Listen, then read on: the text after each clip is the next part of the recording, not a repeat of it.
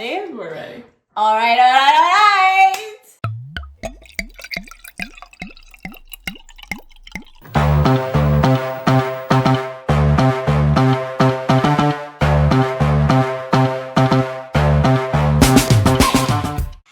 Hello. Welcome to Adulting. Peace. Don't touch it. Peace. Yeah. Piece by piece, where life's problem, funny failures, all the stories, everything, comes together like a puzzle. My name is Lily. And me, who's not allowed to touch the puzzle pieces. Yeah. My name is Lola. If you're here with us for the first time, pour yourself a glass of good wine. We're having French wine today? What are we having? Yeah, it's a French what is it? Côte de Bécory? Sometimes we stay on topic, sometimes we get messy, but you know what? It's okay. Enjoy the ride with us. Cheers. Woohoo. As you guys have noticed, we changed the background. Yes. It's more cozy. It's Yes. nice. I don't know if you guys noticed it. You're gonna point it out so that they notice it. Yeah, you have to We're notice extra it. fancy We actually like from last time we put the borders now. Yes. Not Lola. Yeah, I know. I was like, where was the we? I recall doing this by myself. Okay, all right. Tell us what is in the agenda. Okay, I thought recently we've been a little bit positive, so we're gonna go a dark route today. Have you? I don't know. Have you listened to our conversation? We aim to be positive, and then sometimes it doesn't quite go that way. Yeah, But today, I want to talk about toxic friendships. Ooh. Because we talked about like the cutesy friendships, and, like how girlhood is so important, and da. But today, Toxic friendship. straight toxic friendship. All right. So do you think like as a toxic friendship? Is there actually a toxic friendship, or are we just naming it toxic? Like, what is the toxic definition? There you go. That's what I was looking at. What is a toxic definition? Yeah, I don't really know.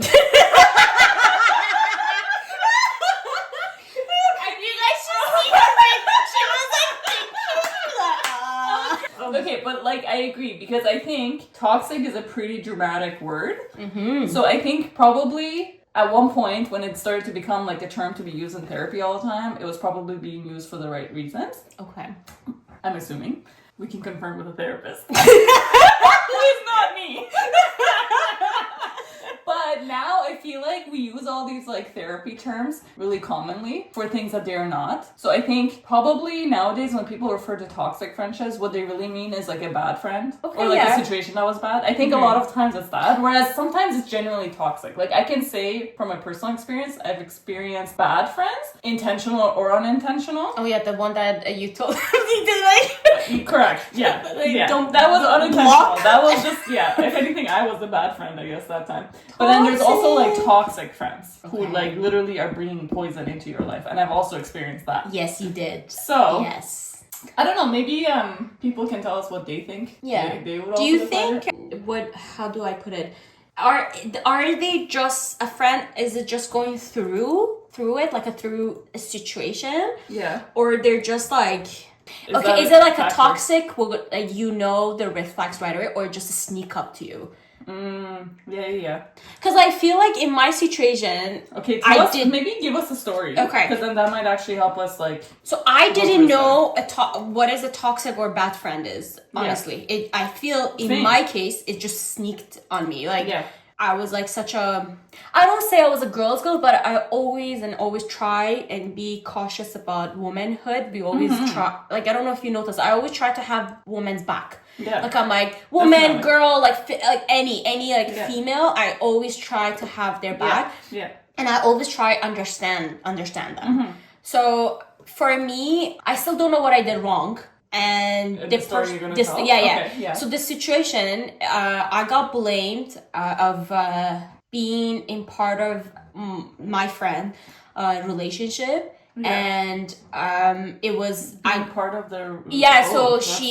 So one day she told me that thanks for choosing his side and cheating, and I was like, what cheating? I was so lost. I was extremely confused. What's happening? Yeah. And she basically told me she'd never want to be my friend anymore because. So I would never bring it up, but that was I got blamed However, that's where I'm telling toxic people. I guess toxic people. There we go. That's toxic people. Yeah. Everyone kind of, they knew it wasn't me. But yeah, people like knew, wow, you're working on it. I'm not feeling to working on it.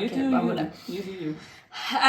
So people were knew about the situation. They never like confirm it with her, be like, yo, I don't think so, this has happened, I don't think so, this is it. Right. Like you're reading into it that doesn't exist. Like that person actually break up with that boyfriend as well, but I think she was just looking for an excuse. Right. Like not an excuse to like put her anger on someone. And I was like, I said it before, we can't just you were the punching bag. Yeah, we can't expect too much from a young girl friendship because we were really both young.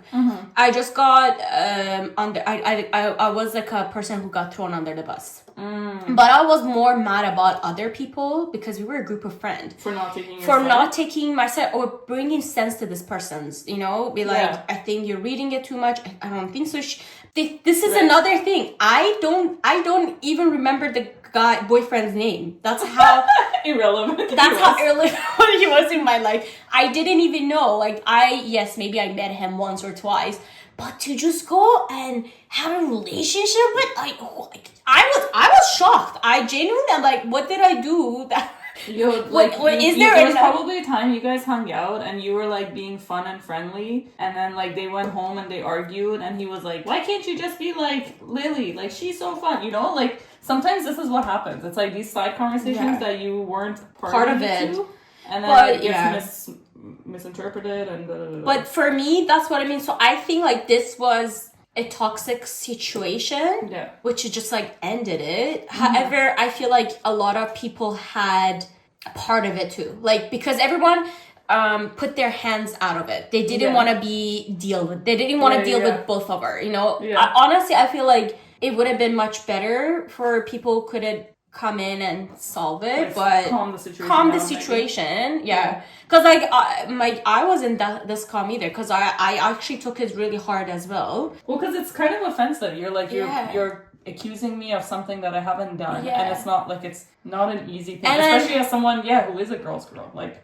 from ever since I've known you. And then it's just like I went to this corner, be like, oh my god, now everyone thinking I'm this terrible person. I involved in a relationship. I'm this she called you a homewrecker. She called me a homewrecker. So like now I'm like, she probably talked to other people. People know. It was just like, and our city was small. Our community was small. So I was going around my head that I'm like, oh my god, I was eating myself up.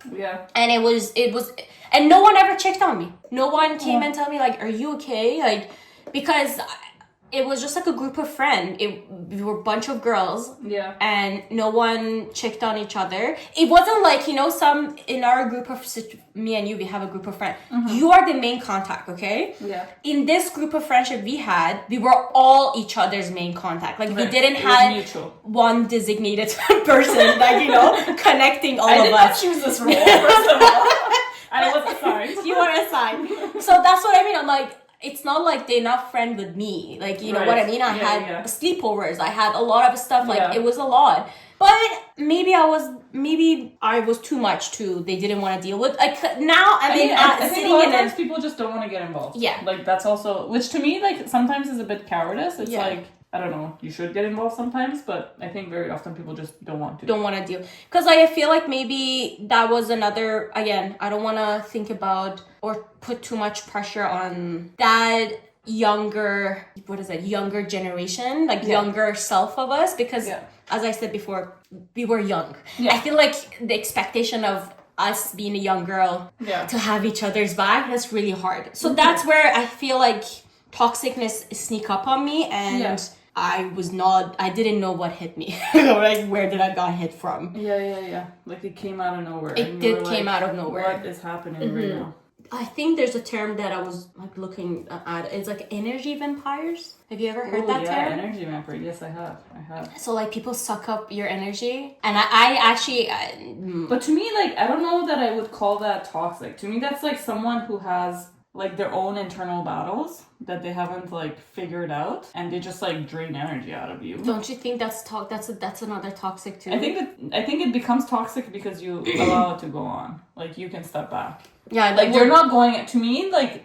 For it to be toxic, there needs to be some sort of like evil intent there. Otherwise, if the person is just like unintentionally bad friend and like right, like if it's to me toxic, and I mean, maybe this is not an accurate definition, but for me toxic needs to have like a level of intent to it. Cause like okay, remember on a couple of episodes before I said that I sent a breakup message to him.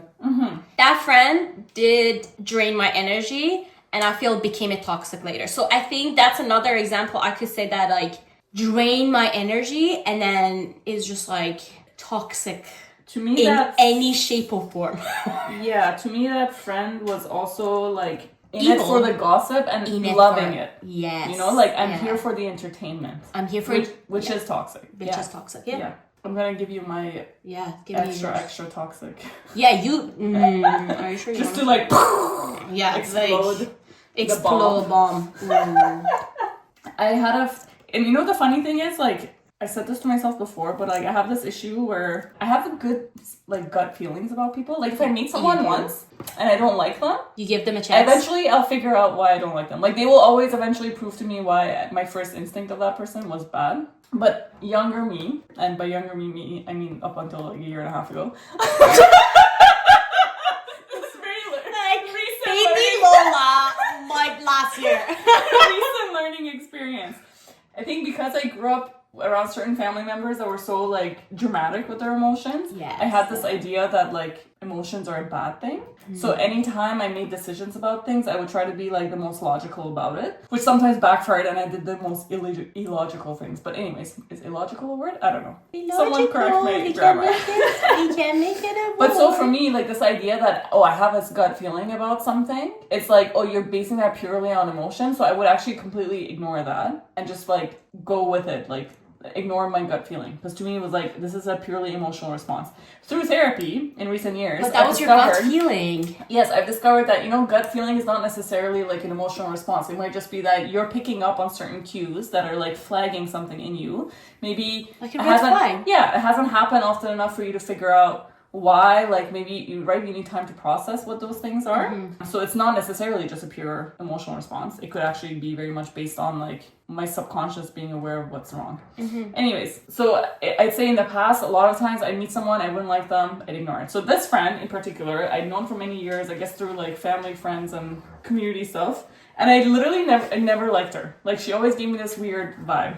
You should have trusted. But then over the years, like, every time it was her birthday, she'd always, like, invite me. Like, basically, like, we would see each other once or twice a year because she always kept in touch with me. And she was always, like, really nice and na-na-na. You feel guilty. Yeah, and then in university days, I had a bunch of classes with her. She went through some, like, weird... Like, her dynamics with, like, boyfriends was always, like... What are you doing, girl? Like, you're so lost. Like, so we'd have, and like, I think she kind of always wanted you to like see her side of things, but I'm, as you know, the person who's like, no, what are you doing? Like, stop, don't reach out to him again. Like, what do you? Anyways, at some point she moved near me, so we actually ended up becoming close friends because of that, because she lives so close to me. And basically me, her, and my ex ended up becoming close friends because she lives so close to me. She'd be over at our house all the time, we'd be over at her house all the time, like da-da-da-da. Oh my god. And she would be like super sweet, like, invite you over for dinner. She remembers to buy the candy that's your favorite. Like, she would do all these like very nice things all the time. Sneaking up. Correct. It's like you do the nice things so that you get someone to trust you and feel comfortable with you, so that you can fucking strike like a panther. People go distance. Yeah. Anyway, so yeah, we became closer. I guess get to all the reveals in this episode. The reason my ex and I ended up splitting is because he had issues with alcohol substance. So like one of the times when he was having an episode and it was really bad, I ended up like confiding in her of like everything I was feeling, like how I was feeling that day, and da-da-da. You trusted her. Yeah, definitely trusted her. Because we used to see each other so often. And like, yeah, I thought we were close at that point. And then what I didn't know is that, like, I guess she started to reach out to him, like, outside of through me. Like, I don't know, I have this, like, girl thing where it's like, we can all hang out in a group and be friends, but, like, you messaging my boyfriend or my husband, like, once in a while for something, it's fine. But, like, if you guys regularly have conversation, that's weird. Like, in end of the day, you're my friend and he's my partner, right? Like if I was messaging your husband regularly and having conversations, like, it's weird. Even you have a question and I don't know the answer, like, it's the question is regarding to him, you ask me. Like, I think one time I just messaged him directly just to get a... But it's like, it would be for like a specific occasion. I'm not going to go carry on conversations with him. Not that I have any interest in him, not that he has any interest in me. It's just like, there's just certain boundaries, you know? Boundaries, like keep it. Anyway, so what I didn't know is that this whole talking on the side, first through Instagram, then through like messaging, had started. And basically what ended up happening through this process was like, oh, I don't really think you have a drinking issue. I think Lola, like you and Lola are just like going through a rough time. You're just not really happy. Like, nah. So like this stuff kind of was like sparking. And then I guess eventually I was like, yo, the vibe is off. Like, I'm like sitting with you guys and like I feel like I'm the third wheel. Yo. Anyways, so like I'll leave it at that because obviously like that escalated and a lot more things happened. That's why he's especially after we split up. But in like talking about this stuff to my therapist, like basically I think the exact word that she used was like an emotional manipulator. Yes. So but to me like the part that was like really weird to wrap my head around, because like on one hand it's like it's so calculated, right? Like you came into this with like a long-term plan, right? Yeah, like it's really calculated. But then on the other hand, I'm like, what were you gonna do? Like one day take this guy to your mom and dad and be like, hi, I'm here with Lola's husband, like, right? So like it's like it was so calculated and long-term, but then at some point you forgot the future part of it. Like what happened there? But to me, that's an example of like, this is not just bad friendship, it's toxic. Because it's like, it's not like you one time did something by accident. This is the definition of toxic. Yeah, I think this is, because it's like, it's calculated, it's planned. You obviously know what you're doing. Like you're saying one thing. Like there was literally at one point we compared some messages of like things that was said to me and said to him. And it's like, oh, you're literally like playing us both like puppets. Yeah, that's toxic. That's why I think now I think people overuse this term toxic, because a lot of times it's just bad. Like you're just having a bad day, you did something stupid, or you're going through something yourself, so you're being a bad friend to other people. But like to me, toxic, like there really needs to be like this effort, manipulation, calculation to go out of your way to like hurt someone. Yeah. And I don't know, is it like, are you just so bored with your own life that you need to find entertainment out of it though? I think something in my therapy conversations, many of them, one of the things was like it could be that like you feel so out of control in your own life that you can't, right? Like you can't control your own life, so like you get yourself into these other situations where you can control control, because that makes you feel better. Like I don't know, God knows what she's been through in her childhood to end up as the person that she is. Like this is not normal behavior. I'm gonna add something. They would actually, these people that there's another person in my life that's extremely toxic like that. They actually they're narcissistic. The world evolves around them. Yeah. And you're just part of that. So we are there to serve them. Yeah. So they see it as that. I think there's a good chance she didn't even think that. No, she doesn't. She's just thinking about her own feelings. Yeah, she's planning her own thing. Yeah. She's living in her own land, world. And she's not, because you're nobody to her, so she's not even considering your feelings. She's not considering how's my actions gonna affect this friendship with her. Yeah, because the world evolves around her, not like, you know what I mean. So definitely. I think that's so. Even if you wanna dissect her brain, we would never find an answer, because these people would blame everybody, point fingers at everything except themselves. Yep. Like they would. If I would promise you, if you bring that, she's like, well, you should have the control of your husband. Yeah, like, yo, if you can have him, he's yours. Yeah. I don't want him. She would definitely be like... That would be my response. Exactly. If someone, I guess that was one of the main reasons that led to the end. It's like, if someone can feel comfortable enough to have these kinds of conversations with you, where they can go to you and be like, I don't think you have this problem, I think you're just unhappy in your relationship, and you're there in this conversation and not telling her to shut the F up, then you're at fault. I'm like, yo, go. I'm out. Exactly, take it. What is it called? Someone else's trash? No, yeah. Take my trash. Take my trash, man. This is my trash. It might be your treasure. Go ahead. Enjoy that treasure. Good luck. And good luck. Yeah. So like, I was gonna say like how the detoxing is. I guess detoxing is like you just leave them. Is it like you let it to fade slowly, or would you just like cut it?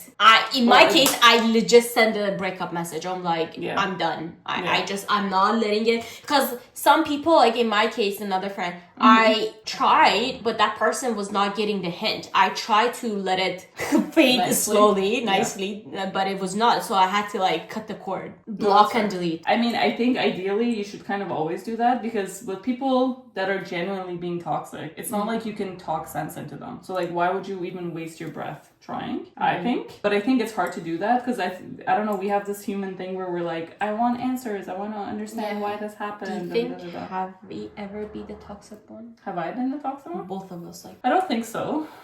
I mean, I was like serious. Like, you know what? Now, if you go back to that person who you blocked without cash, you might be the toxic in her story. I think I was mean. Like, I don't think I was toxic in that, like, I didn't do anything to ruin her life. I think I was mean. And I think, 30-something-year-old me now would just be like, hey, listen, I'm really busy. I don't really have time for this stuff. Okay. Like, you're doing more than I am. So, like, I think you need to back off a little bit. Or something, right? I like how you said, like, I think there are people taking the definition of toxic to next level. Because some people can look at that toxic and actually wasn't toxic. It was just, like, too much asking. Yeah. Do you think, like, boys, I guess, men, males,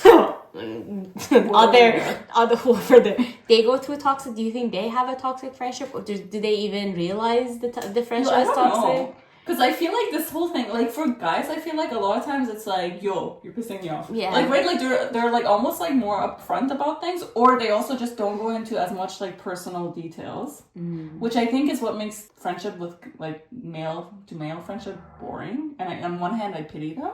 Yeah. But then on the other hand, because they don't go into this like deep level of personal stuff and treat each other like therapists, I think they like also avoid the drama.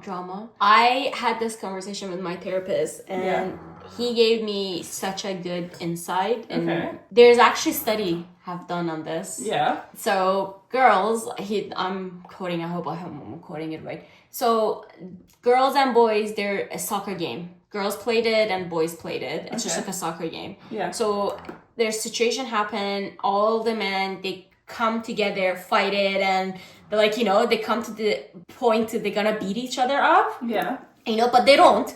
But they like resolve it in that moment, in that time, and they move on. Like legit, they move on. Okay. Yeah. But when it happened, so their action of solving the issue, it's by violence. That's basically for men. Okay. For women, that if the uncomfortable situation happened, they all go away and then they start gossiping. So they're what we do every week here. So their woman intention usually it's backstabbing each other. Like you go shit talk other people, or you go and you pity you and put them each other against people. Yeah, exactly. That's our tactic. Yeah. That's our tactic, and men's tactic is violence. Yeah. So as to your point, is true. Men do sometimes feel alone, because in reality, if a situation is happening, if it's small, like, they're not playing the games right, or uncomfortable situation happens, not high uncomfortable, they're okay to solve it, because they would be like, bro, yo, let's do it. However, yeah, like yo. However, this was really my therapist, and it just like was like light bulb went out. If one of their friends, a group friend, they lose their job, or they go through divorce, or something major happen in their life, they don't have the emotion to deal with it. Yes. So they would just they don't know how to do. So in that moment, the man feel alone, because they don't know how to deal with their own emotion. And if they bring it to their friend, they're gonna be like, oh yo, don't talk about it. Like, let's just go get drinks. Let's cheer up. But they don't sit down.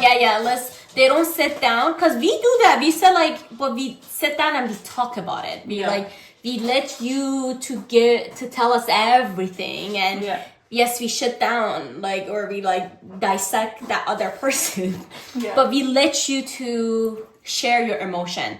In male friendship, that doesn't exist much. Right now, as my therapist said, it's much better right now. But like in his generation or our generation, it didn't exist. So you had to, again, the stigma of like, you have to be the man. Man doesn't cry. You have to man up. You can't have emotion. You don't know how to regulate your emotions, like, because no one taught them. I'm just gonna come as a female. I didn't know how to regulate my emotions. So I can't expect for my partner to know how to regulate his emotions, okay?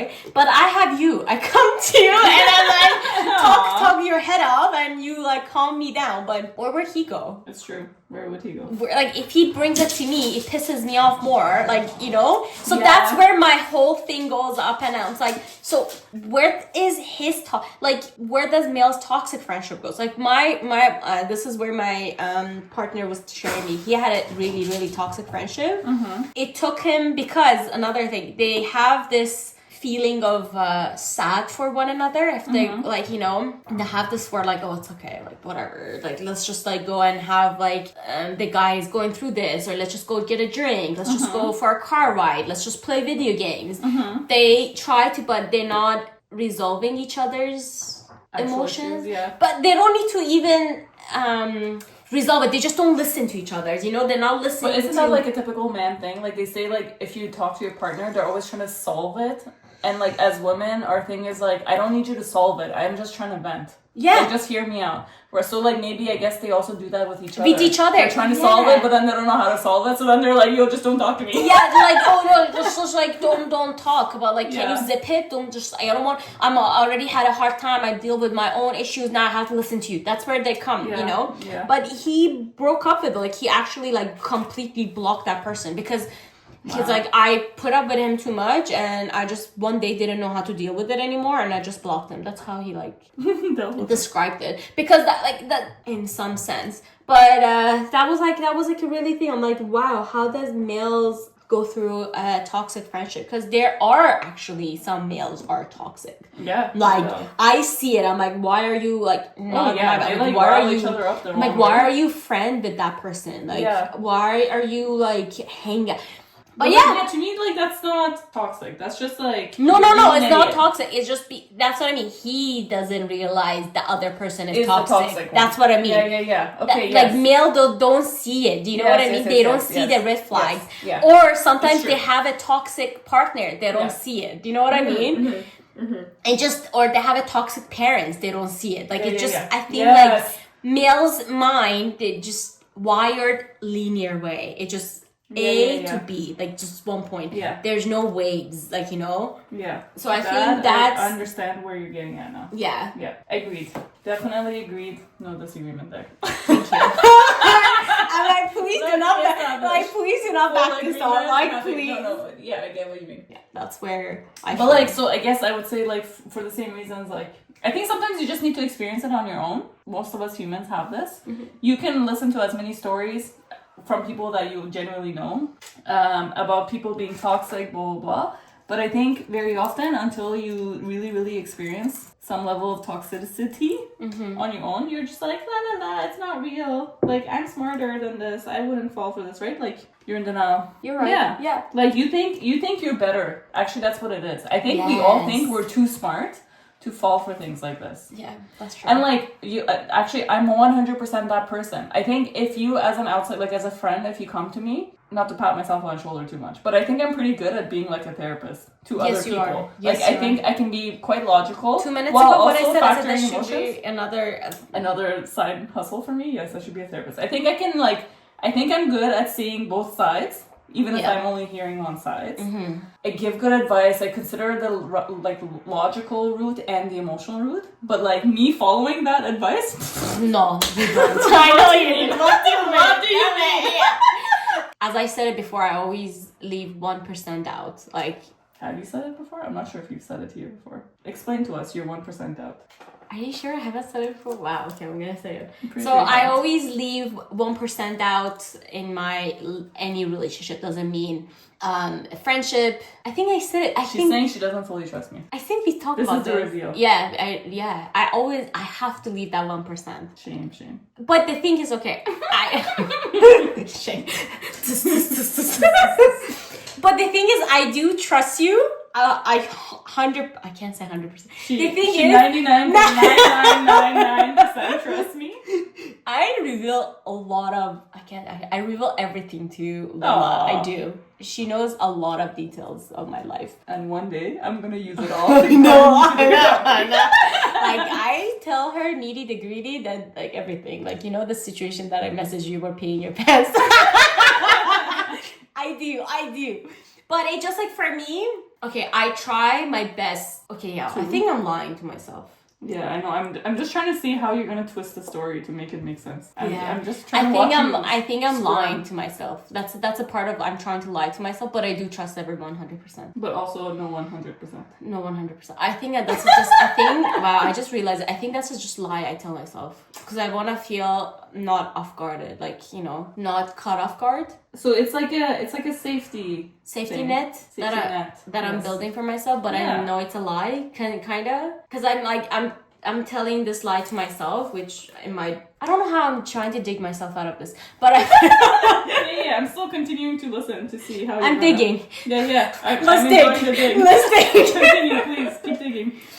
But yeah, I feel like I always, with 100% confident, I said, like, I always leave 1% because I grew up in that. My grandma told me that you can't trust everybody. You have to always leave 1% doubt, because doubt is an emotion that is built in you. You can't just, like, any decision in life you make, you always have to have a room for doubt, because doubt, it gives you growth. It gives you, like, question, and then if those questions can get answered, you're good. Do you know what I mean? If you can't... We're born alone, we die alone. Yeah. Trust no one. But this is also, to me, this is so depressing. It's not depressing. It's the truth. Depressing. It's just like, you come to this world alone. Like, what would this life be without people to trust? Like, to me, it's like, no matter how many times I get burned, like, I'm always willing. Like, to me, I'm like, I know that good friendships are still out there. Like, love in different forms, whether it's relationships, friendships, whatever. Like, it's still out there, no matter how much I get burned. I know. And most of the time, I think when you get burned, it's not intentional. Once in a while, you come across devils on earth. But I think most of the time, it's just like we all naturally look out for our own best interests. Yeah. So sometimes you get burned in the process. Yeah. But I feel like you do give good amount of trust to people. Like, even, you like, do. it takes me a while to do it, but, like, once I do, like, yes, I'm in it. It does take you... No, I don't think it does take you. That's your nature. You just trust people. Like, if I'm in it, I'm in it. You know, you're not like... I keep telling that to myself, that I don't trust. But I guess maybe in the beginning of a friendship, I'm just, like, more cautious. Which is fair. Like, I think you should be, though. But then when I'm in it, I just don't want to say I'm in it. Yeah, it's true, though. Like, but I would say your actions tell me that, like, you have zero trust issues. Yeah. Do you see that? Like, you trust me 100%. Who are you kidding? I know. You're lying to yourself. That's what I mean. Yeah. I feel like that's in my cushion, that I keep lying to myself. But I know. But you don't even believe your own lie. I don't even believe my own lie, because I know it's a lie. I know it's 100% a lie. But yeah, I think, man, I lied. I take that back. Yeah, you screw the 1%. I do try. I do. I mean, I guess I do the same thing too. Like, I say, like, yo, like, I guess the reason I say do it lie is because, like, I do. We all lie to ourselves. It's okay. I think maybe the reason I say it is because I used to be even more trusting. Mm-hmm. Now I actually have. Please block that. Not allowed to swear. I used to have no walls. Like, I was just nice to everyone. Yeah. All the time. Like, I didn't think about, like, my benefit in situations. Can I say something? Can I be? Yes. Can I? Okay. When we were working, no. This is different. Okay. So when we were used to work at the same workplace, yes, you were nice, but I was always scared to approach to you. People used to tell me I have a resting bee face, and I think it's just because of how I wear my makeup. I was just always, I was like, I really wanted to have that friendship, but I was always, I remember one time, I don't know if you remember, I asked you to do my makeup when I was going to this concert.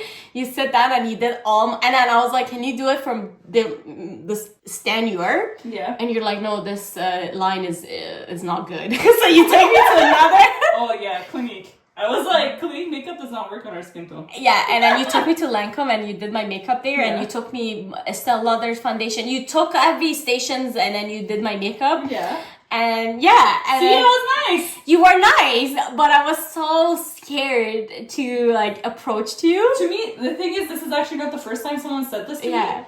And to me, it's wild because in my head, I'm like, yo, what do you mean? Like, I'm so approachable. And I think now I am. I think over the years, I've changed. Because even at a school, when we actually went to school together too, like Saturday school, we were actually sitting beside each other. Like, you were behind me. Yeah. But we didn't talk. We did not talk. And I was like eavesdropping on your conversation all the time. And I really wanted it to be like, okay guys, I really wanted to be Lola's friend forever. Oh. I did. Cheers. Yeah, I'm not sure what that's about, but like for because they didn't want to be blocked like that. You knew what I was capable of. I'm like, I'm gonna absorb from far, far, far away. Fair. Yeah, I don't know. Like, we have another friend, that, like, I have another friend that you know that I've known since, like, middle school. And, like, her and I, both of us, people used to say that to us. Like, I remember friends would introduce us to their other friends and be like, yo, don't be mean. And I was like, yo, what do you mean? I'm always so nice. Like, as if you have to warn me not to be mean. When have you seen me be mean? And people used to say this all the time. Yeah, you're not mean. It's just your facial expression. Maybe. Because, like, to me, and I think I've gotten a lot more social. I think before, like, I would wait for someone to approach me before I talk. Like, I wouldn't be the one to be like, da-da-da. Whereas now, out of, like, pure entertainment for myself, I'll always be the person to go and strike up a conversation with anyone. Because it's like, yo, life is just boring if you don't do that. So now I'm like, yo, whatever. Yeah. Even if I, like, don't love it, I just, like, make myself do it. But I guess, like, that's when I'm talking about this, we both were, like, really young. We were, like, in I don't know, 18, 17, in our 20s. Like, we were really young. So I can't, high school days. Yeah, I can't expect too much about it, but it was just like... Don't judge me. I can't judge you. But it's funny. I remember I saw you in water park, and I saw you, like, in concert. It was just so... we have interacted so much with each other, but I was always afraid. Man, no, I don't know how to feel.